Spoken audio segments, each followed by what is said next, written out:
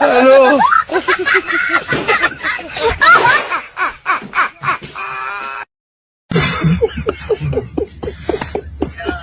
ভাই দেশের কি অবস্থা এখন?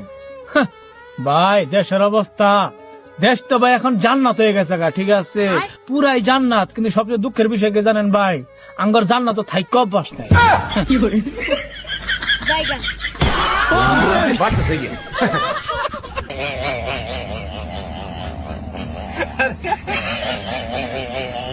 রাইতো যে বিরিয়ানি খাইলাম, তোরা তো জীবন আমার বেশি দেস না, আমার বেশি দিলি কারণ নাকি রে? টগর ছাগল তোর আরে ব্যাক করে দে না, তোর ভালোবাসি, তুই পরিশ্রম করছিস মেলা না রে।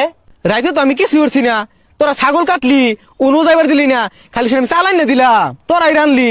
আর তুই ওনে গেলে তো বেজাল হইতো, তখন ছাগলটা না খুঁজা। আর তুই খালি হাতে পয়সা কে রে, অগর ছাগল তো রাই তো হেলো নিয়ে খায় রাফা, এলে কি আমরা বুঝবাম নাহি। গেন্দা ছাগলটা দেখছিলি, ছাগলটা পাইতাছি না সহলাতে।